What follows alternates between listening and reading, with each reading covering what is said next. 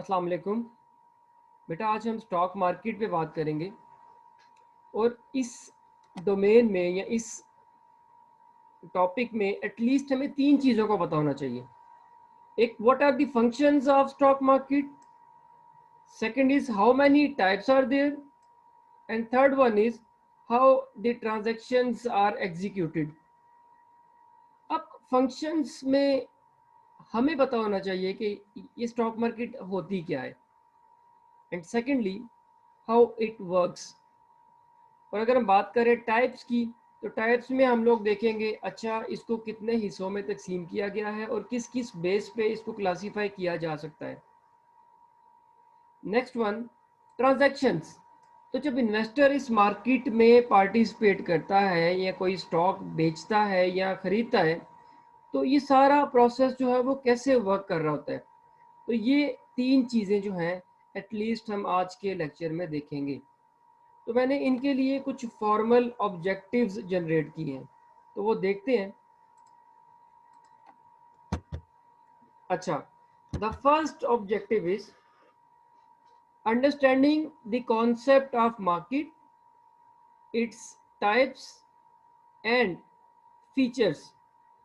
तो पहले हम देखेंगे कि मार्केट किसको कहते हैं, एक अच्छी मार्केट के फीचर कौन कौन से होते हैं और एक मार्केट को हम कितने हिस्सों में तकसीम कर सकते हैं। जनरल कॉन्टेक्स्ट में हम मार्केट के कॉन्सेप्ट को एक्सप्लोर करेंगे।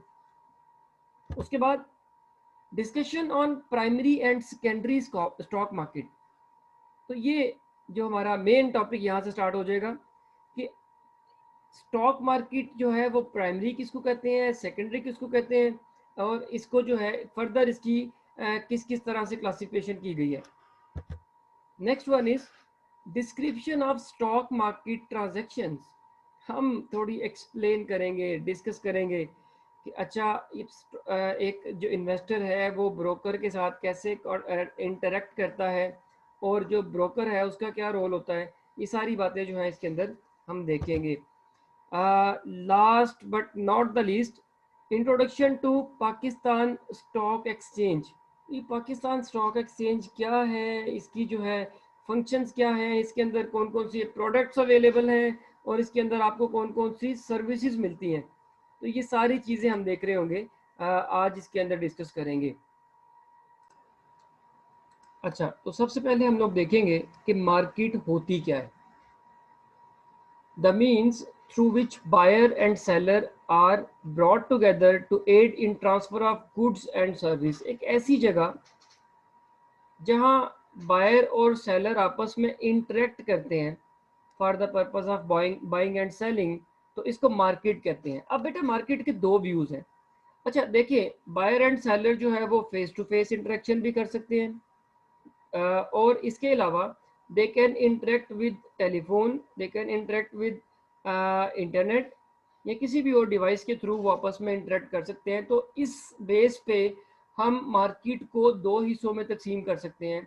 One is the traditional view, that is a tangible market, and other is an contemporary view जिसको हम इंटेंजिबल मार्केट्स भी कहते हैं। और आज आप लोगों ने आजकल के कॉन्टेक्स्ट में, ये कोविड-19 आउटब्रेक के कॉन्टेक्स्ट में देखा होगा कि लोग जो हैं वो लॉकडाउन के बाद ज़्यादा उनकी जो टेंडेंसी थी वो कंटेम्प्रेरी मार्केट्स या इंटेंजिबल मार्केट्स की तरफ आ गई है।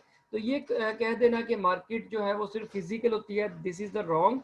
मार्केट फिजिकल भी हो सकती है, टेंजिबल भी हो सकती है और इंटेंजिबल भी हो सकती है। अच्छा, it doesn't require any physical location. तो यही हम बात कर रहे थे कि फिजिकल लोकेशन ज़रूरी नहीं है। बेटा हम लोग भी तो एक ये मार्केट का कॉन्सेप्ट क्रिएट कर रहे हैं ना। मैं आप लोगों को सर्विसेज प्रोवाइड कर रहा हूँ and you are receiving services via internet, तो this is a sort of intangible market. तो फिजिकल प्लेस ज़रूरी नहीं है बायर एंड सेलर के इंटरेक्शन के लिए। तो स्टॉक मार्केट में भी ऐसा होता है। अभी हम सिर्फ एक जनरल मार्केट का कॉन्सेप्ट देख रहे हैं। अच्छा, again the market itself does not have to own the goods and services involved। तो ये लाजमी नहीं है कि मार्केट में जहां आप बायर एंड सेलर इंटरेक्ट कर रहे हैं वहां पे गुड्स भी अवेलेबल हो। उनकी इंटरेक्शन जरूरी है, गुड्स एंड सर्विसेज में be from an other place. Again इसकी जो गुड्स है ना वो मार्केट में उनकी अवेलेबिलिटी या उनकी पोजेशन जो है वो ज़रूरी नहीं है. Next one is buyer and seller benefit from the market. तो ये मार्केट में वो लोग क्यों आ रहे हैं, इंटरेक्ट कर रहे हैं. सेलर जो है उसने अपना स्टॉक या अपनी प्रोडक्ट जो है वो सेल करनी है, ही नीड कैश. और जो बायर है उसको ज़रूरत है, उसने वो प्रोडक्ट खरीदनी है. तो दोनों की ज़रूरियात पूरी हो रही होती हैं. तो कहा जाता है this is a win win situation. Might भी लॉसेस भी होते हैं, but again buyer and seller दोनों जो है मार्केट में अपनी अपनी नीड्स को सेटिस्फाई करने के लिए आ रहे होते हैं. तो next one is types of a market. अगर आप मेरे से ये पूछें कि मार्केट्स की टाइप कितनी होती हैं, तो definitely I will have a cross question कि किस बेस पे हम इसको आप पूछ रहे हैं. मिसाल के तौर पे हम मार्केट को डिफरेंट बेसिस पे डिवाइड कर सकते हैं, based on location, based on duration, their size, legality, and kinds of products. तो इट डिपेंड्स कि हम मार्केट को किस बेस पे डिवाइड कर रहे हैं. इसकी कई जो है वो टाइप्स हम देख सकते हैं. फॉर इंस्टेंस अगर हम इकोनॉमिक्स का लिटरेचर देखें, अगर हम इकोनॉमिक्स के लिटरेचर में जाके मार्केट्स को पढ़ें तो वहाँ पे आपको डिफरेंट टाइप्स नज़र आ रही होंगी जी. मार्केट्स जो है वो 4 हिस्सों में तकसीम की जाती है जी. मोनोपोली, ओलिगोपोली, मोनोपोलिस्टिक कंपटीशन या परफेक्ट कंपटीशन. तो इस तरह की क्लासिफिकेशन आपको इकोनॉमिक्स के लिटरेचर में मिल रही होती हैं. या फिर अगर बात करें आप अगेन समटाइम इकोनॉमिक्स के लिटरेचर में आपको कैपिटल और मनी मार्केट्स भी नज़र आएंगी. अगेन अगर फाइनेंस के कॉन्टेक्स्ट में बात करें तो फाइनेंस की कॉन्टेक्स्ट में जो मार्केट्स हैं, फाइनेंशियल मार्केट्स हैं, ख़ास तौर पे सिक्योरिटी मार्केट की बात करें तो वो उनको हम 3-4 हिस्सों में तकसीम कर सकते हैं. स्टॉक मार्केट है, बॉन्ड मार्केट है, कमोडिटी मार्केट है या डेरिवेटिव मार्केट है. तो इन हिस्सों में इनमें तकसीम किया जा सकता है. तो बेटा इन चारों टाइप्स में जो हमारा आज का कंसर्न है that is about stock market. और ये जो 4 किस्में हैं और ये जो है ना ये प्रोडक्ट्स की बेस पे, स्टॉक मार्केट की प्रोडक्ट की बेस पे इनको डिवाइड किया गया है. अच्छा, अगेन होपफुली आप लोगों को समझ आ गई होगी कि मार्केट क्या होती है. और मार्केट की दो व्यूज हैं या दो टाइप्स हैं broader, tangible and intangible markets. इसके लिए फिजिकल इन्वेंट्री का होना या स्टॉक का या प्रोडक्ट्स का या गुड्स का होना ज़रूरी नहीं है. और इसमें बायर और सेलर जो हैं वो दोनों इंटरेक्ट करते हैं. अगेन अगर इसकी टाइप्स की बात की जाए तो टाइप्स में इसकी डिफरेंट क्लासिफिकेशंस हैं, डिफरेंट क्राइटेरियाज की बेस पे हम मार्केट्स को डिवाइड कर सकते हैं. बेस्ड ऑन लोकेशन कह सकते हैं, लीगैलिटी कह सकते हैं, प्रोडक्ट्स की बेस पे डिवाइड किया जा सकता है, मार्केट को साइज की बेस पे डिवाइड किया जा सकता है. तो इट डिपेंड्स कि आप किसकी बेस पे इसको डिवाइड करना चाह रहे हैं. तो जनरली हम फाइनेंस के लोग जो है वो इसको स्टॉक मार्केट को प्रोडक्ट्स की बेस पे डिवाइड करते हैं, जिसमें हमने भी बात की स्टॉक मार्केट की, बॉन्ड की, कमोडिटी मार्केट की और डेरिवेटिव मार्केट की. होपफुली आपको समझ आ गई है इसकी. अब आगे चलते हैं. अब हम ये देखने जा रहे हैं कि एक अच्छी मार्केट के फीचर्स क्या होते हैं. What are the characteristics of a good market. अब पहला जो इसका फीचर है that is availability of past transaction information. अब that must be timely and accurate. अब फॉर इंस्टेंस बेटा एक इन्वेस्टर है, वो मार्केट में एंटर होता है ट्रांजैक्शन करने के लिए. तो उसको जिस चीज में वो डील करना चाह रहा है, या प्रोडक्ट है या वो कोई भी सिक्योरिटी है, उसके पास एक्यूरेट इंफॉर्मेशन हो और टाइमली एक्सेस हो इंफॉर्मेशन की. अगर तो ये दोनों फीचर्स मौजूद हैं तो इट मींस कि वो एक अच्छी मार्केट है. This is one of the features of a good market. इसके अलावा सेकंड वन में भी लिक्विडिटी. अब ये बेटा लिक्विडिटी डिफरेंट कॉन्टेक्स्ट में इसकी डिफरेंट एक्सप्लेनेशन है. फॉर इंस्टेंस अगर हम बात करें लिक्विडिटी ऑफ फर्म्स या कंपनीज, तो कंपनीज की लिक्विडिटी से ये मुराद है कि whether they have ability to pay debts. और अगर इसी लिक्विडिटी को हम करेंसी के कॉन्टेक्स्ट में ले जाएं, तो वो करेंसी जो ज़्यादा ट्रेड हो रही है, जिनका ज़्यादा स्टॉक पड़ा हुआ है वर्ल्ड वाइड, वो करेंसीज जो होती हैं वो उनकी लिक्विडिटी ज़्यादा होती है। जैसे डॉलर, पाउंड वगैरह है, ये ज़्यादा लिक्विड है एज़ कम्पेयर टू पाक रुपी या इंडियन रुपी वगैरह। अच्छा, इसके अलावा लिक्विडिटी का कॉन्सेप्ट जब हम मार्केट की डोमेन में यूज़ करते हैं, तो इसका मतलब है कि इस उस मार्केट में एटलीस्ट ये 3 फीचर मौजूद होने चाहिए: marketability, price continuity and depth. In very simple words, कि अगर आप अपनी प्रोडक्ट को जल्दी से मार्केट में सेल कर सकते हैं, तो इसका मतलब है वो एक लिक्विड मार्केट है। तो तमाम मार्केट्स बेटा एक जैसी नहीं होती। एक अगर रफ एग्जांपल लें, तो अगर मोबाइल मार्केट्स की बात करें, तो लाहौर में जो हफीज सेंटर है, इसकी लिक्विडिटी और ज़्यादा है as compare to any other market in Lahore. तो इसकी ज़्यादा लिक्विडिटी है क्योंकि इसमें ट्रांजेक्शन का वॉल्यूम ज़्यादा है, इसकी डेप्थ ज़्यादा है, इसमें नंबर ऑफ पार्टिसिपेंट ज़्यादा हैं, तो इसमें वॉल्यूम ज़्यादा ट्रेड हो रहा है। अगेन, तो हम लिक्विडिटी को मजीद इसकी डायमेंशंस में जो है वो ब्रेक करते हैं। मार्केटेबिलिटी, बेटा मार्केटेबिलिटी से क्या मुराद है? अगर आपका एसेट या आपके पास जो सिक्योरिटी मौजूद है वो रेडीली मार्केट में सेल हो सकती है, उसकी मार्केट में वैल्यू है, उसको खरीदने वाले लोग भी मौजूद हैं, तो it means the market is liquid. ये एक फीचर है। सेकंड वन में भी प्राइस कॉन्टिन्यूटी। अब प्राइस कॉन्टिन्यूटी से क्या मुराद है? अगर किसी एसेट की जो पास्ट प्राइस है वो और उसकी आज की जो प्राइस है उनके दरमियान में कुछ ज़्यादा वेरिएशन मौजूद नहीं है, तो इसका मतलब है उनकी प्राइस कंटिन्यू हो रही है अनटिल और अनलेस कोई बैड न्यूज़ आ जाए या कोई गुड न्यूज़ आ जाए। तो न्यूज़ भी तो मार्केट को या मार्केट की प्राइसेस को इफेक्ट करती है। मिसाल के तौर पे, अगर एक स्टॉक है वो 100 रुपीज़ का ट्रेड हो रहा है, उसकी कल की जो क्लोजिंग रेट था दैट वाज 100, और आज जो वो ट्रेड हो रहा है वो 101 2 पे या 98 99 पे ट्रेड हो रहा है, तो अगेन ये इसमें एक प्राइस कंटिन्यूटी मौजूद है, कोई ज़्यादा चेंज नहीं आ रहा। तो जित अनटिल और अनलेस, मैं फिर बात कर रहा हूँ, अनटिल और अनलेस को मार्केट में न्यूज़ आ जाती है, क्योंकि न्यूज़ आपने एफिशिएंट मार्केट हाइपोथेसिस पढ़ा होगा कि जिसमें आपके न्यूज़ जो है स्टॉक मार्केट या स्टॉक प्राइसेस को इफेक्ट करती हैं। उसके 3 लेवल्स हैं: strong form, semi strong form और वीक फॉर्म। अभी 1-2 स्लाइड के बाद हम उसको भी डिस्कस करेंगे। तो if there is a function of price continuity, तो हम कह सकते हैं जी मार्केट लिक्विड है।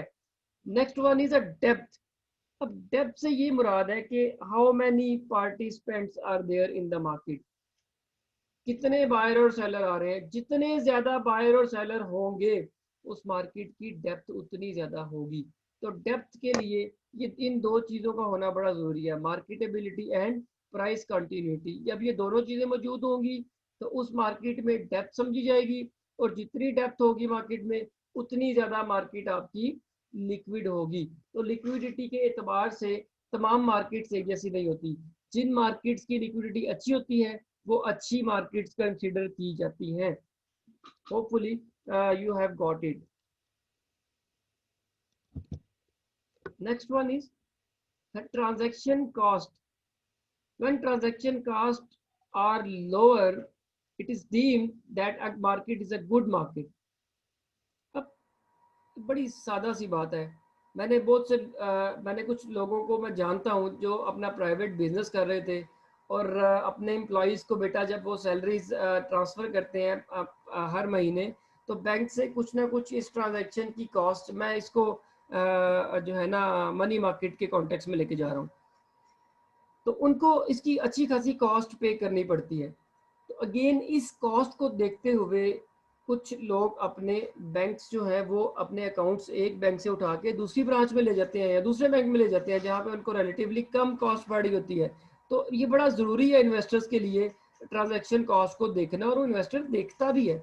स्टॉक मार्केट में अगर आपकी ट्रांजैक्शन कॉस्ट जो है वो बड़ी इकोनॉमिक है, कम है, तो that will be considered a good market.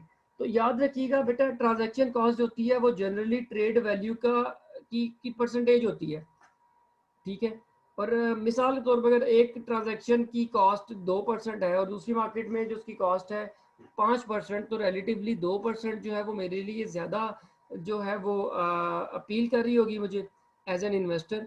तो अगेन अगेन एंड अगेन जब ट्रांजैक्शन कॉस्ट बेटा लोअर होती हैं वो मार्केट जो है वो कंपैरेटिवली अच्छी कंसीडर की जाती हैं और इसको इंटरनल एफिशिएंसी कहते हैं, इंटरनल एफिशिएंसी ऑफ मार्केट। इसके बरक्स एक होती है एक्सटर्नल एफिशिएंसी। एक्सटर्नल एफिशिएंसी क्या है कि अगर अभी अब बात कर रहे थे कि न्यूज़ जो है उनका मार्केट की प्राइसेस पे इफेक्ट होता है। अब news comes from various sources, that may be a political sort of source, economic, social, technological और लीगल। ये इन्वायरमेंट में किसी भी तरफ से आपकी न्यूज़ आ सकती हैं और वो न्यूज़ पॉजिटिव भी हो सकती हैं और नेगेटिव भी हो सकती हैं और उसका इम्पैक्ट आता है स्टॉक मार्केट के ऊपर। और अगर न्यूज़ स्टॉक मार्केट की प्राइसेस को क्विकली तब्दील कर दे, रेडिली जो जल्दी से एडजस्ट हो जाए मार्केट में, तो समझा जाता है कि that is a good market. और अगर न्यूज़ जो है वो अभी मार्केट में अब्जॉर्ब होने में टाइम ले रही है तो again that will be not a good market, वो एक अच्छी मार्केट नहीं समझी जाएगी। तो मार्केट की जो कैरेक्टरिस्टिक्स हैं या इसके फीचर्स हैं उनमें अगेन ये चीज़ें मौजूद होनी चाहिए कि there must be a liquidity, there must be a lower transaction cost and जो प्राइस न्यूज़ की जो इम्पैक्ट है वो रैपिड होना चाहिए, जल्दी से न्यूज़ एडजस्ट हो जानी चाहिए। तो फिर ये समझा जाएगा कि that is a good market. अच्छा, नेक्स्ट वन। अभी हम बात कर रहे थे एफिशिएंसी की, न्यूज़ की।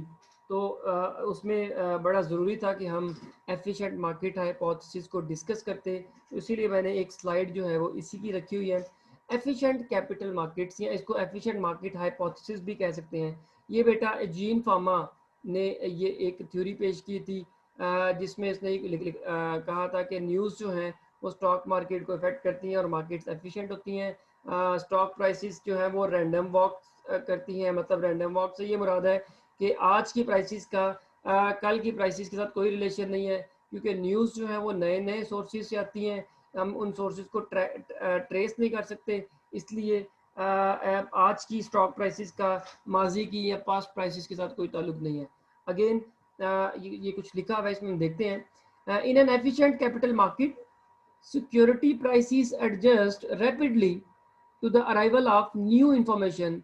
Therefore, the current prices reflect all information about the security. Whether markets are efficient has been extensively researched and remains controversial. तो अभी इस चीज़ पे डिबेट मौजूद है कि वेदर मार्केट्स आर एफिशिएंट और इनएफिशिएंट। तो इस पे अभी तक स्कॉलर्स ने दोनों चीज़ों को प्रूव किया हुआ है कि मार्केट्स में अगर एक तरफ अगर एक चीज़ प्रूव की गई है कि मार्केट्स एफिशिएंट होती हैं, तो एट द सेम टाइम ये चीज़ भी हमारे पास एविडेंसेस मौजूद हैं कि मार्केट्स में बायसनेस भी होती है। इन्वेस्टर्स जो है वो इमोशंस की बेस पे भी खेलते हैं और उसकी बेस पे जो है ना मार्केट्स जो है वो इनएफिशिएंट भी इसको साबित किया हुआ है रिसर्चर्स ने। तो अगेन इस पे फिर हम कभी बात करेंगे। अभी हम बात कर रहे थे कि एफिशिएंट मार्केट्स होती क्या है। एफिशिएंट मार्केट हाइपोथेसिस जो है वो ये कहता है कि जो न्यूज़ है वो रैपिडली स्टॉक मार्केट में एडजस्ट हो जाती है। तो ये जिसने थ्योरी पेश की थी he was Eugene Fama. He is a Nobel prize holder, is American national, university of Chicago इसका इंस्टीट्यूट है। फील्ड इसकी है financial economics, organisational economics, macro economics वगैरह वगैरह। और इसका जो कंट्रीब्यूशन है जो बड़ा इंपॉर्टेंट है हमारी फील्ड में, फील्ड ऑफ फाइनेंस में, that is the pharma French 3 factor model and efficient market hypothesis, जिसकी अभी हम बात कर रहे थे। तो इसको इस पब्लिकेशंस की बेस पे, इस काम की बेस पे डिफरेंट अवार्ड्स मिले हुए हैं, जिसमें Nobel memorial prize in economics 2013, इसको नोबल प्राइज भी बेटा मिल चुका है। एक बहुत बड़ा कंट्रीब्यूशन था फील्ड में कि इसने स्टॉक मार्केट की जो है वो एक थ्योरी पेश की थी कि न्यूज़ जो है वो स्टॉक मार्केट को इफेक्ट करती है। बेसिकली स्टोरी कुछ इस तरह से थी कि 1960s में इसने ये जो थ्योरी पेश की थी कि स्टॉक मार्केट जो है एफिशिएंट होती है, फिर उसके बाद इसने अपने काम को ही रिवाइज किया था और दोबारा से जो है उसको 1970s में इसने जो कहा था कि मार्केट के 3 लेयर्स मौजूद होते हैं। मार्केट जो है वो स्ट्रॉन्ग फॉर्म भी होती हैं, सेमी स्ट्रॉन्ग भी होती हैं और वीक फॉर्म भी होती हैं। आप लोगों ने बेसिक्स में इसको पढ़ा होगा कि स्ट्रॉन्ग फॉर्म एफिशिएंसी क्या है, सेमी स्ट्रॉन्ग क्या है और वीक फॉर्म ऑफ एफिशिएंसी किसे कहते हैं। Again, organisation of securities market. तो अब हम देखने जा रहे हैं कि ये सिक्योरिटी मार्केट्स या स्टॉक मार्केट जो है वो किस तरह से वर्क करती हैं। अच्छा, तो हम जो है इसको स्टॉक मार्केट को दो दो हिस्सों में तकसीम कर सकते हैं, that is a primary markets and secondary markets.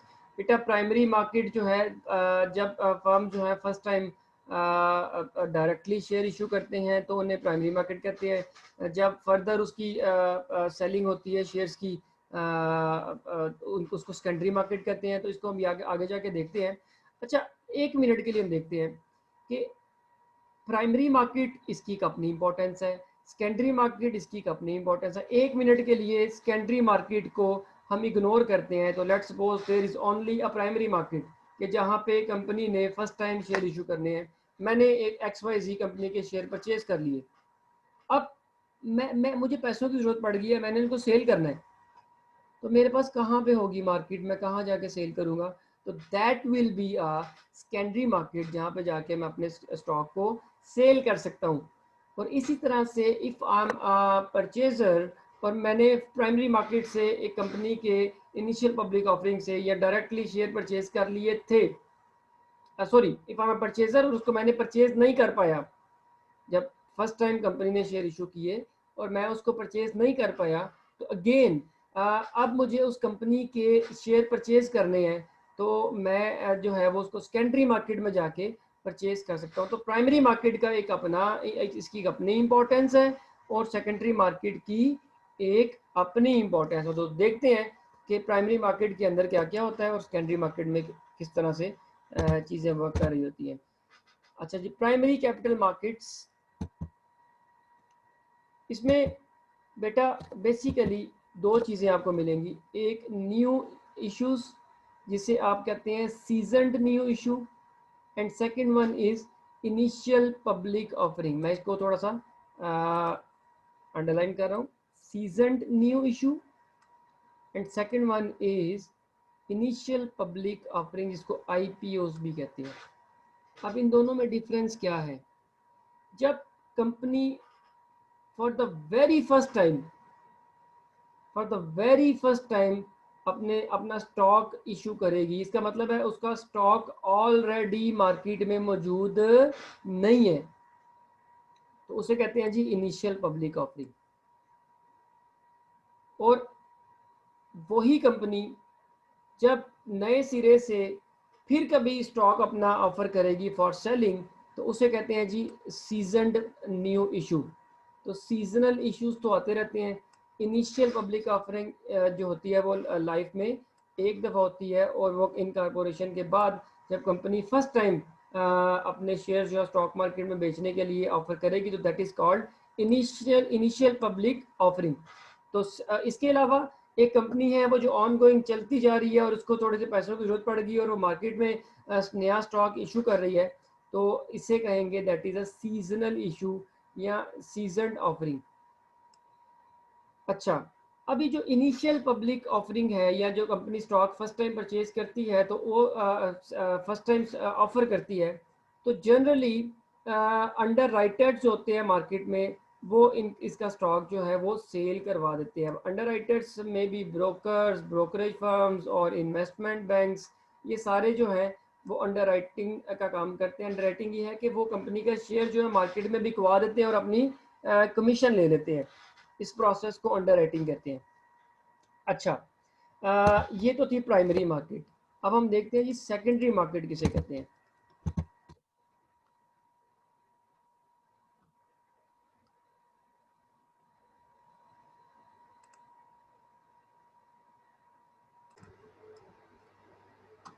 अच्छा, तो हम बेटा बात कर रहे थे सेकेंडरी मार्केट की। तो सेकेंडरी मार्केट में it involves the trading of issues that are already outstanding. जो शेयर ऑलरेडी कंपनी ने लॉन्च कर दिए हुए हैं, जब वो फर्दर सेल करने होते हैं तो जिस मार्केट में सेल किए जाते हैं, that is called secondary market. अब ये जो मार्केट है ये दोनों को फैसिलिटेट करती है, वेदर समवन इज सेलर और बायर।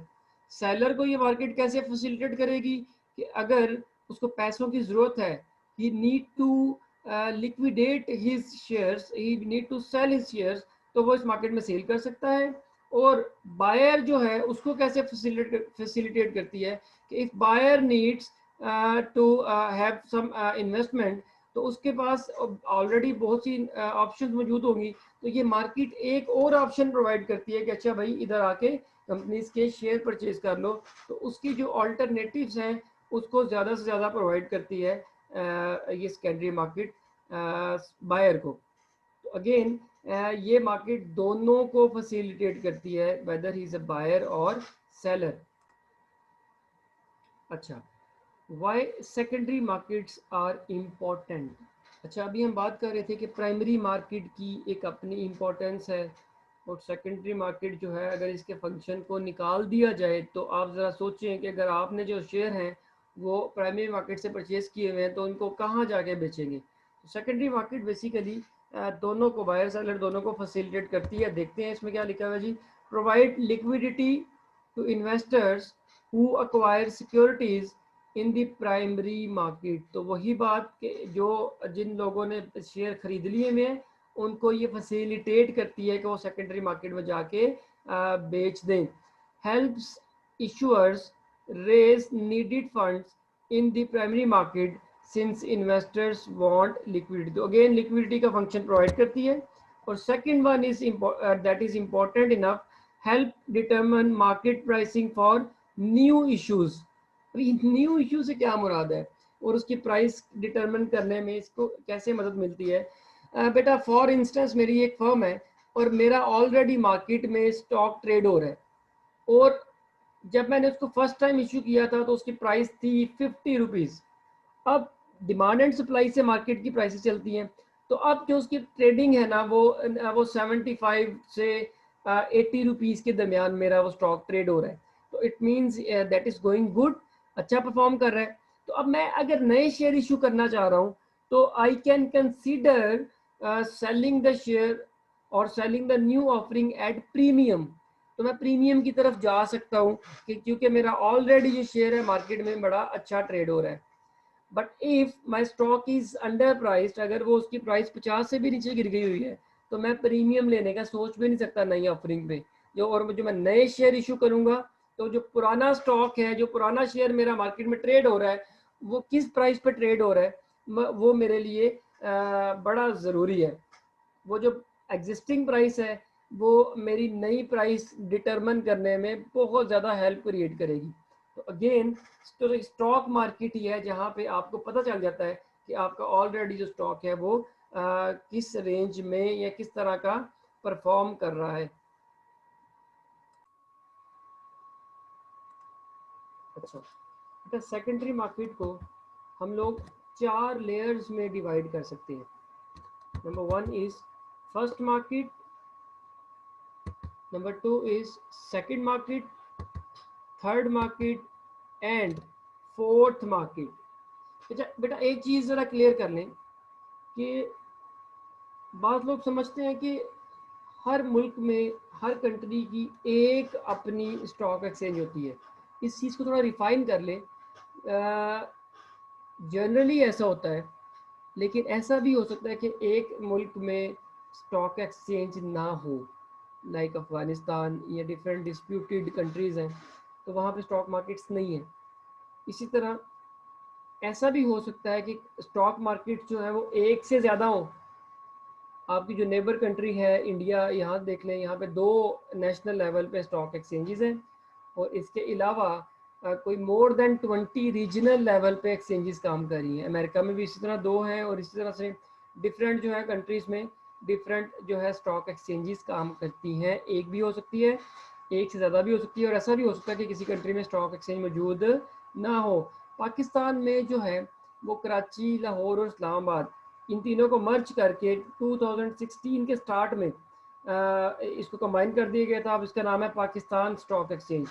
अच्छा, अगेन स्टॉक एक्सचेंज जो फर्स्ट मार्केट है, first market is a highly organised market, ठीक है, जिसमें जो है वो इन्वेस्टर्स अपने ब्रोकर के थ्रू पार्टिसिपेट करता है मार्केट में और ट्रांजैक्शन करता है, और इसका एक अपना एक मैकेनिज्म है। अच्छा, इसमें जो है नेशनल लेवल पे भी हैं और रीजनल लेवल पे भी काम कर रहे हैं। जैसे कि अभी मैंने बताया कि इंडिया में 2 नेशनल लेवल पे हैं और मोर देन 20 जो है वो रीजनल लेवल पे स्टॉक एक्सचेंजेस काम कर रही हैं। इसके अलावा ओवर द काउंटर मार्केट है। ओवर द काउंटर मार्केट जो है वो अनलिस्टेड कंपनी का स्टॉक जहां ट्रेड होता है, ये रिलेटिवली लेस फॉर्मल है as compare to first market और ऑर्गेनाइज्ड स्टॉक एक्सचेंज। इसको स्टॉक एक्सचेंज को ऑर्गेनाइज्ड एक्सचेंजेस भी कहा जाता है। उसके अलावा जो रिलेटिवली जो फॉर्मेलिटी जहाँ कम होती है, that are the over the counter market. इसी तरह से थर्ड और फोर्थ मार्केट में भी डिवाइड किया जा सकता है। इसको अभी हम लोग वन बाय वन देखते हैं। अच्छा बेटा, जो ट्रेडिंग सिस्टम है ना स्टॉक मार्केट का, खासतौर पर सेकेंडरी मार्केट का, इसको हम जो है दो हिस्सों में डिवाइड कर सकते हैं। एक जो है उसे कहते हैं जी pure option market, and second one is dealer market. जो प्योर ऑप्शन मार्केट है, इसमें बेसिकली जो बायर एंड सेलर होते हैं वो अपनी अपनी एक प्राइस स्पेसिफाई कर देते हैं। बायर अपनी प्राइस लॉक कर देते हैं कि मुझे भाई इतने में जो है ना वो ज़्यादा से ज़्यादा मैं इतनी पे कर सकता हूँ। और जो सेलर है वो भी लॉक कर देता है कि मैं कम से कम इतने में शेयर जो है वो सेल कर सकता हूँ। तो जो दरमियान में ब्रोकर्स होते हैं, जो स्टॉक मार्केट के ब्रोकर हैं, वो सिर्फ इतना रोल प्ले करते हैं कि वो इनकी आपस में मैच करवा रही होती है on the basis of commission. They don't trade on their own capacity. वो खुद से स्टॉक परचेज नहीं करते, वो सिर्फ एक ब्रिज क्रिएट करवा देते हैं बायर और सेलर के दरमियान, और इस कॉन्सेप्ट को कहते हैं प्योर ऑक्शन मार्केट। याद रखिएगा, कोई भी स्टॉक मार्केट जो है वो इनमें से प्योर ऑक्शन मार्केट का सिस्टम भी अडॉप्ट कर सकती है, या भी डीलर मार्केट का कॉन्सेप्ट भी अडॉप्ट कर सकती है, या इन दोनों का मिक्स कॉम्बिनेशन भी लेके काम चलाया जा सकता है। तो प्योर ऑक्शन मार्केट में बायर और सेलर अपने अपने रेट बता देते हैं, ब्रोकर्स जो है वो दरमियान में इनकी आपस में मैचिंग करवाते हैं और अपनी कमीशन ले लेते हैं, बस। इसके अलावा ब्रोकर्स का रोल बड़ा लिमिटेड होता है प्योर ऑक्शन मार्केट में। हाँ, जो डीलर मार्केट है बेटा, डीलर मार्केट में अब जो ब्रोकर है वो अपनी कैपेसिटी पे काम कर रहा होता है। मतलब वो जो सेलर हैं उनसे स्टॉक खरीद लेते हैं और जो बायर है उनको स्टॉक बेचते हैं। इसका मतलब है इस मार्केट में ब्रोकर्स के दरमियान भी एक कंपटीशन चल रहा होता है। तो याद रखिएगा, प्योर ऑप्शन मार्केट को बेटा इसका दूसरा नाम है ऑर्डर ड्रिवन मार्केट, और जो डीलर मार्केट है इसका नाम है जी कोटा ड्रिवन मार्केट। तो बेसिकली प्योर ऑप्शन मार्केट एक सेंट्रलाइज सिस्टम है स्टॉक मार्केट का, और जो डीलरशिप मार्केट है that is a decentralised system. तो इट डिपेंड्स कि आपकी स्टॉक मार्केट में कौन सा फंक्शन चल रहा है। आप प्योर ऑप्शन मार्केट से भी चला सकते हैं काम, डीलर मार्केट से भी चला सकते हैं, या इनका मिक्स कॉम्बिनेशन लेके भी काम चलाया जा सकता है। तो देखते हैं यहाँ लिखा क्या है, buyers bid and sellers ask, वो दोनों अपने अपने रेट बता देते हैं। Buy and sell orders are matched at a central location. तो वो जो ब्रोकर है वो सिर्फ इनकी आपस में मैचिंग करवा रहा होता है। Price driven market trades are made by determining the highest bid and the lowest ask. तो इसमें डिटर्मिनेशन जो प्राइस की जाती है उसमें ब्रोकर जो है वो लिंक क्रिएट करवा देता है बायर और सेलर में। जो डीलर मार्केट है, dealers buy shares at the bid price and sell shares at the ask price from their own inventory. वो अपनी कैपेसिटी पे काम कर रहे होते हैं। इनमें डीलर मार्केट में ब्रोकर्स का रोल इसमें प्योर ऑप्शन मार्केट की निस्बत काफ़ी ज़्यादा होता है, काफ़ी इंपॉर्टेंट होता है, क्योंकि ये खुद भी ट्रेडिंग कर रहे होते हैं ब्रोकर्स। अच्छा, dealers compete against each other. तो इसमें डीलर्स भी कंपटीशन में होते हैं और वो भी साथ साथ ब्रोकरेज के अलावा बिजनेस भी कर रहे होते हैं इसका। तो ये स्टॉक मार्केट जो है वो इन दो में से किसी एक या दोनों के कॉम्बिनेशन से भी चलाई जा सकती है। इसके अलावा कॉल वर्सेस कॉन्टिन्यूस मार्केट, बेटा इसमें डिसाइड किया जाता है कि ट्रांजैक्शन कब और कैसे होगी। तो फॉर इंस्टेंस कॉल मार्केट है और दूसरी का नाम है जी कॉन्टिन्यूस मार्केट। कॉल मार्केट में एक स्पेसिफिक टाइम बता दिया जाता है और उस टाइम के दौरान एक स्पेसिफिक स्टॉक की ट्रेडिंग होती है। अब कॉल्स की जाती हैं फॉर मिसाल के तौर पे जिसने बेचना है वो अपनी प्राइस बताए और जिसने खरीदना है वो भी अपनी प्राइस बताए। तो बेचने वाले और खरीदने वाले एट अ स्पेसिफिक टाइम अपनी अपनी ऑफर्स लगा देते हैं और जिसकी वजह से जो प्राइस है वो एक फेयर प्राइस सामने आ जाती है based on the number of bids and the number of ask, दोनों के इंटरेक्शन से किसी एक टाइम में प्राइस सामने आ जाती है। तो इस तरह का जो ऑप्शन है या इस तरह की मार्केट है कॉल मार्केट, जनरली बेटा जब स्टॉक मार्केट नई नई होती है ना या अर्लीयर स्टेज पे होती है तो तब ये वाला जो है ना वो कॉन्सेप्ट अडॉप्ट किया जाता है। लेकिन अगर एक इस्टेब्लिश्ड स्टॉक मार्केट है तो that is a continuous market. So continuous market में वक्त की कोई पाबंदी नहीं होती, किसी भी वक्त ट्रेडिंग आवर्स के अंदर आप जो है ना वो स्टॉक की ऑफर लगा सकते हैं। लेकिन कॉल मार्केट में एक स्पेसिफिक स्टॉक की एक स्पेसिफिक टाइम दिया जाता है और उसमें सिर्फ वही स्टॉक ट्रेड हो रहा होता है ताकि उसकी ट्रू प्राइस जो है ना वो रिफ्लेक्ट हो जाए हर किस्म की डिमांड एंड सप्लाई के साथ। ओके, होपफुली बेटा आप लोगों ने गेन किया है कि आपकी कॉल और कंटिन्यूस मार्केट और इसी तरह बेसिक जो है वो क्या कहते हैं प्योर ऑप्शन और डीलर मार्केट। तो इन स्टॉक मार्केट के सिस्टम्स को या ट्रेडिंग सिस्टम्स को आप लोगों ने होपफुली समझ लिया है, आई होप। अच्छा, अब चलते हैं हम, इसके बाद हम देखेंगे। अच्छा, तो अब हम बात करेंगे नेशनल स्टॉक एक्सचेंज पे। नेशनल स्टॉक एक्सचेंजेस के क्या क्या फीचर होते हैं? There is a large number of listed securities. वाकई ऐसा ही है, ये एक बड़ी मार्केट होती है। इसमें ज़्यादा से ज़्यादा कंपनीज के शेयर ट्रेड हो रहे होते हैं। अगर आप पाकिस्तान की बात करें तो मोर देन 500 जो कंपनीज हैं वो लिस्टेड है और उनका स्टॉक जो है वो ट्रेड हो रहा है। और जनरली अगर आप डेली की रिपोर्ट इसकी डाउनलोड करें बेटा, मैंने आपसे कहा था लास्ट लेक्चर में कि आप लोग पाकिस्तान स्टॉक एक्सचेंज की वेबसाइट पे डेली डाउनलोड्स पे जाके डेली की जो समरी है वो रात को सोने से पहले देख लिया करें। तो जनरली आप देखेंगे कि 450 450 के करीब कंपनीज का स्टॉक डेली बेसिस पे ट्रेड हो रहा होता है। तो टोटल मोर देन 500 फर्म्स हैं जो लिस्टेड है स्टॉक एक्सचेंज पे। अच्छा, इसके बाद listing often seen as a sign of prestige। ऐसा ही है, जो फर्म्स स्टॉक मार्केट में लिस्टेड होती हैं लोग उनको उनके ऊपर ज्यादा एतमाद करते हैं। ठीक है, वो जब these firms gain much confidence from the public.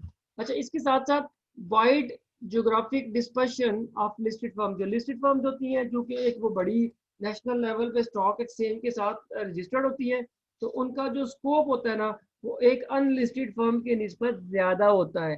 ठीक है, उसके जो पार्टिसिपेंट्स होते हैं वो इंडिविजुअल इन्वेस्टर्स भी होते हैं, वो इंस्टीट्यूशनल इन्वेस्टर्स भी होते हैं, बैंक्स भी होते हैं, मुदारबाज भी होते हैं। वो सारी जो है ना डिफरेंट लेवल के उसके जो इन्वेस्टर्स हैं वो इसमें इन्वेस्ट कर रहे होते हैं। तो बेटा यहाँ से मुझे वो कैपिटल्स याद आया। एक चीज होती है कैपिटल स्ट्रक्चर और एक होती है ओनरशिप स्ट्रक्चर। इसमें क्या डिफरेंस होता है? मोस्ट ऑफ द टाइम हमारे जो स्टूडेंट हैं वो इनको मिक्स कर देते हैं, capital structure and ownership structure.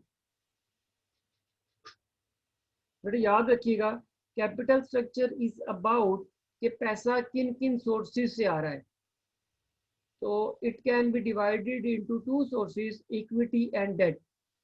लेकिन जो ओनरशिप स्ट्रक्चर है वो ये हमें बताता है कि पैसा किस किस तरह की सोर्सेज से आया हुआ है, किन किस हमारे जो ओनर्स हैं वो किस तरह के लोग हैं, whether they are individual investors, they are banks, institutional investors, किस तरह के लोगों ने कंपनी के सरमाए में इन्वेस्टमेंट की हुई है। तो ओनरशिप स्ट्रक्चर से बेटा कारपोरेट गवर्नेंस का भी पता चलता है। ओनरशिप स्ट्रक्चर से कंपनी की अकाउंटेबिलिटी का भी पता चलता है। फॉर इंस्टेंस, अगर कंपनी के ओवरऑल कैपिटल में ज़्यादा कंट्रीब्यूशन इंडिविजुअल्स का है तो अकाउंटेबिलिटी कम होगी एज कंपेयर टू अगर ज़्यादा पोर्शन जो है वो ब्लॉक्स में है और वो पैसा जो है वो मौजूद है इंस्टीट्यूशनल इन्वेस्टर्स के पास ने आप में इंस्टीट्यूशनल इन्वेस्टर ने आपकी कंपनी में इन्वेस्ट किया हुआ है तो अगेन उनका कंट्रोल भी आपकी डिसीजन मेकिंग में ज़्यादा होगा, वो ज़्यादा अच्छी तरीके से आपको कंट्रोल कर रहे होंगे तो अकाउंटेबिलिटी ज़्यादा होगी। तो चूँकि इंडिविजुअल्स हैं वो डिस्पर्स्ड होते हैं, ब्लॉक की सूरत में नहीं होते, लिहाजा उनकी अकाउंटेबिलिटी थोड़ी कम होती है। तो अगेन कैपिटल स्ट्रक्चर में और जो होता है आपका ओनरशिप स्ट्रक्चर, इन दोनों में डिफरेंस होता है। अच्छा, और नेशनल स्टॉक एक्सचेंज में इसके अंदर एक और भी है, डाइवर्सिटी होती है बायर एंड सेलर की। डिफरेंट किस्म के बायर और सेलर आ रहे होते हैं तो अगेन जब इसका स्कोप ज़्यादा होता है तो इसकी डाइवर्सिटी भी ज़्यादा होती है। Firms wanting to list must meet the listing requirement. जो फर्म ज्वाइन करना चाहती हैं तो वो लिस्टिंग रिक्वायरमेंट जो है बेटा आप लोग देखिएगा, securities and exchange commission of Pakistan इसकी वेबसाइट पे जाके लिस्टिंग रिक्वायरमेंट देखिएगा, वहाँ पे आपको बड़ी बड़ी इंटरेस्टिंग इंफॉर्मेशन मिलेगी और आपको कभी टाइम मिले तो इन चीज़ों को विजिट किया करें, ये बड़ी बेनिफिशियल होती है। Okay, that was about national stock exchanges. अब दुनिया में कुछ स्टॉक एक्सचेंजेस की एग्जांपल्स देखते हैं। For instance New York stock exchange, ये बेटा अमेरिका की सबसे बड़ी स्टॉक एक्सचेंज है। This is the largest organised security market in United States, established in 1817, 1817 में ये इस्टेब्लिश की गई formally, but date backs to 1792 Buttonwood agreement by 24 brokers. Okay, over 3000 companies are listed. बेटा ये जो है मोर देन, अब इससे भी ज़्यादा कंपनीज इसमें लिस्टेड हैं। More than 3000 companies are listed in this market और ये अमेरिका की हाईली ऑर्गेनाइज्ड और सबसे बड़ी मार्केट है।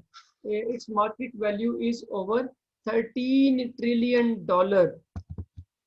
अच्छा, इसी तरह टोक्यो स्टॉक एक्सचेंज, बेटा जापान में कोई तकरीबन 8 स्टॉक एक्सचेंजेस है जिनमें सबसे बड़ी जो स्टॉक एक्सचेंज है that is Tokyo stock exchange, largest of 8 exchanges in Japan. बिल्कुल, जापान में 8 जो एक्सचेंजेस हैं इनमें सबसे बड़ी टोक्यो स्टॉक एक्सचेंज है। Dominates Japanese market, established in 1878, domestic and foreign stocks listed, इसमें दोनों तरह का स्टॉक लिस्टेड है। Most active 150 stocks are traded on floor and others by computer. तो इसमें मैनुअल और कंप्यूटराइज दोनों तरह की ट्रेडिंग होती है, फ्लोर ट्रेडिंग भी है और कंप्यूटर बेस्ड ट्रेडिंग भी साथ साथ इसमें चलती है। तीसरी जो अगर बात करें लंदन स्टॉक एक्सचेंज की, तो लंदन स्टॉक एक्सचेंज जो है वो largest security market in the United Kingdom, trades listed and unlisted securities. और बेटा इन्होंने जो है ना स्टॉक को 3 लेयर्स में डिवाइड किया हुआ है, अल्फा, बीटास एंड गैमास। जो सबसे ज़्यादा एक्टिव और एफिशिएंट स्टॉक्स हैं जिनको उनको अल्फा के नाम से बुलाया जाता है। जो उसके बाद जो है नेक्स्ट 500 है वो बीटास के नाम से ट्रेड किए जाते हैं और ये एफिशिएंसी की बेस पे अल्फा, बीटा और गैमास में इनको डिवाइड कर दिया गया है। ओके जी, that was all about the national stock exchanges. अब हम नेक्स्ट लेयर पे आ रहे हैं। नेशनल के बाद जो सेकंड लेयर थी that was over the counter market. अब रीजनल लेवल पे जो स्टॉक एक्सचेंजेस होती हैं या ओवर द काउंटर मार्केट्स जो है इनका फंक्शन जो है वो आपकी जो ऑर्गेनाइज्ड एक्सचेंजेस हैं वैसे ही होता है, लेकिन इसकी लिस्टिंग जो रिक्वायरमेंट होती है वो बड़ी लीनियंट होती है। ठीक है, नॉट अ फॉर्मल ऑर्गेनाइजेशन और अ सिंगल लोकेशन। इसमें उस तरह की फॉर्मेलिटीज़ नहीं होती जैसी लिस्टिंग फॉर्मेलिटीज़ और ब्रोकरेज की फॉर्मेलिटीज़ ऑर्गेनाइज्ड एक्सचेंजेस में होती हैं। अच्छा, trading is in unlisted stock and listed stocks, listed और अनलिस्टेड स्टॉक, इसमें जो ट्रेडिंग होती है, linear requirement for listing on over the counter market. अच्छा, इसकी जो सबसे बड़ी एग्जांपल है that is the Nasdaq market in America. इसके बाद इसके जो ऑपरेशंस हैं, एनी स्टॉक में be traded as long as it has a willing market to act as dealer. जब तक वो एक स्टॉक है वो ट्रेड होना चाहता है, इस मार्केट में वो ट्रेड होता है। OTC is a negotiated market with investors potentially dealing directly with dealers. तो अभी हम बात कर रहे थे नेगोशिएटेड मार्केट्स की। थर्ड मार्केट, थर्ड मार्केट बेटा एक ऐसी मार्केट है जहाँ पे बियॉन्ड दी फॉर्मल प्लेसेस आप जब अपने डीलर के साथ या अपने ब्रोकर के साथ कॉन्टेक्ट करते हो, तो ये इस मार्केट को थर्ड मार्केट कहते हैं। फॉर इंस्टेंस, मैं अगर एक स्टॉक की ट्रेडिंग करना चाह रहा हूँ और वो beyond the jurisdiction of formal boundaries अगर मैं ट्रेड करूंगा, तो उस कॉन्सेप्ट को थर्ड मार्केट का नाम दिया जाता है। तो OTC trading of share listed on exchanges, जब स्टॉक एक्सचेंजेस पे लिस्टेड फर्म्स स्टॉक मार्केट की जुरिस्डिक्शन से बाहर जाके ट्रेडिंग करती हैं, तो these are called, this concept is known as third market. It represents competition between the OTC market and the organized exchanges, may be an important to investors, particularly when the exchange is closed or when trading is suspended on the exchange। तो आप जब एक stock organised exchange के अलावा आप trading करते हैं, तो this concept is known as third market. तो इसके बाद एक और लेयर भी होती है सेकेंडरी मार्केट की, that is a fourth market, जिसमें आप डीलर्स को इन्वॉल्व नहीं करते। जब बायर और सेलर डायरेक्टली आपस में इंटरेक्ट करते हैं, तो उसे फोर्थ मार्केट कहते हैं। For instance, direct trading of securities between two parties with no broker involve, इस तरह की मार्केट को फोर्थ मार्केट का नाम दिया जाता है। अच्छा, अब हमारा जो सेकंड लास्ट ऑब्जेक्टिव है that is about what are the major types of orders. जो एक इन्वेस्टर अपने ब्रोकर को सेकेंडरी मार्केट में ऑर्डर प्लेस करता है, उसकी किस किस तरह के टाइप्स हो सकती हैं। तो बेटा वो जनरल भी हो सकते हैं ऑर्डर और स्पेसिफिक भी हो सकते हैं, या स्पेशल ऑर्डर भी इसको कह सकते हैं। अच्छा, जनरली जो ऑर्डर होते हैं, जनरल ऑर्डर्स को मजीद हम दो हिस्सों में तकसीम कर सकते हैं, market order and limit orders. अगर मैं लेट सपोज नेस्ले कंपनी का स्टॉक परचेज करना चाह रहा हूँ और मैं अपने ब्रोकर से कहता हूँ अच्छा मुझे कोटेशन लेके दो, या कोटेशन दो मुझे अभी कितना क्या रेट चल रहा है, बिड और आस्क क्या चल रहा है नेस्ले कंपनी का।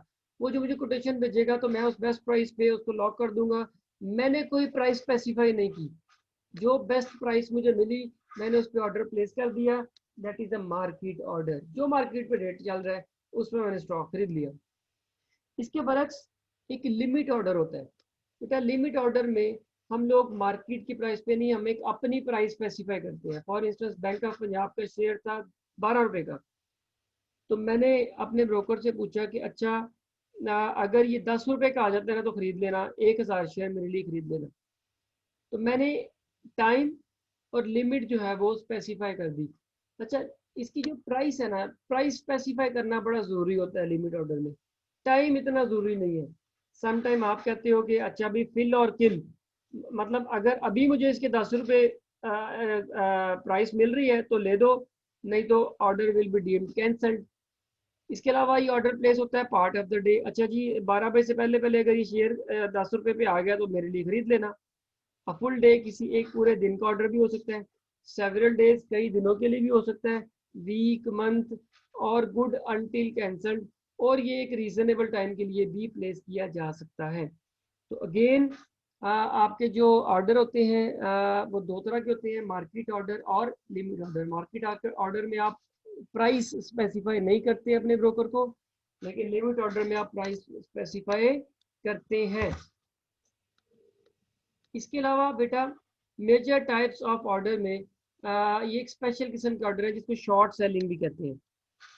अभी शॉर्ट सेलिंग क्या होती है इसको समझना बड़ा जरूरी है। इन्वेस्टर्स की बेटा दो पोजीशन होती हैं, एक को कहते हैं लॉन्ग पोजीशन और दूसरी को कहते हैं शॉर्ट पोजीशन। पहले मैं लॉन्ग पोजीशन की बात करता हूँ, फिर शॉर्ट कहते हैं।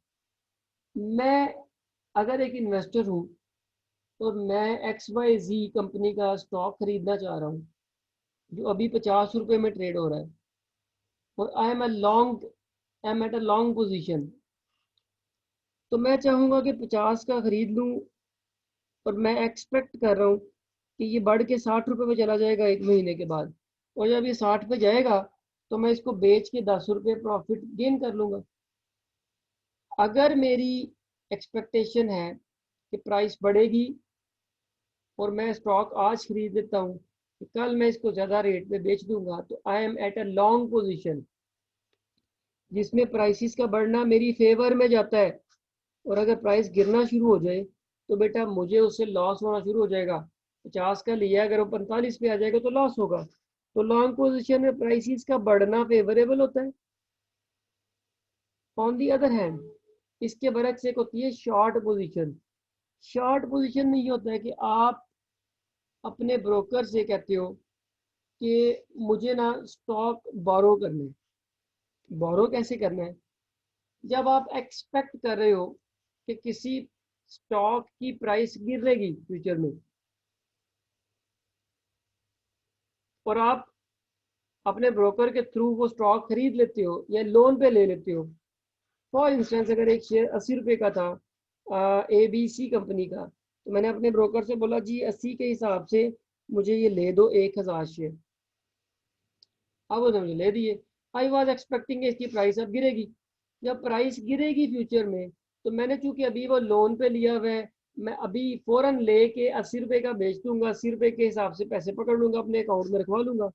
जब वो प्राइस गिरेगी, वो 70 रुपए पे आएगा, तो मैं दोबारा से नए सिरे से मार्केट से परचेज करके तो फिर उसको वापस दे दूंगा, प्लस उसकी ब्रोकरेज फीस। तो याद रखिएगा, हमारा जो इन्वेस्टर होता है वो प्राइसेस के जब बढ़ने को एस्टिमेट कर रहा होता है तो वो लॉन्ग पोजीशन पे चला जाता है। जब वो एस्टिमेट करता है कि किसी स्टॉक की प्राइस कल को गिरेगी, तो वो शॉर्ट पोजीशन पे चला जाता है। तो शॉर्ट सेल्स में प्रॉफिट या प्राइसेस का गिर जाना जो होता है वो फेवरेबल होता है। अच्छा, हाँ, इसके बाद शॉर्ट सेल्स भी हो गया। Special orders. अब स्पेशल ऑर्डर में एक होता है स्टॉप लॉस और एक होता है stop by order. Stop loss क्या होता है बेटा? स्टॉप लॉस ये है कि अगर आप लॉन्ग पोजीशन पे हो, आपने स्टॉक खरीद लिया है जी 100 रुपए का, आप एक्सपेक्ट कर रहे हो कि ये 115 पे चला जाएगा और मैं इसको बेच के 15 रुपए प्रॉफिट अर्न करूंगा। अगर कल को ये गिरना शुरू हो जाए 100 से 98 97 और ये गिर रहा है, तो क्या आप वेट करते रहोगे? नहीं, आपने लोअर लिमिट लगाई होगी कि कल को अगर ये लेट्स सपोज 95 रुपए तक चला जाए तो ठीक है, अगर इससे नीचे गिरे तो फिर इसको सेल कर देना।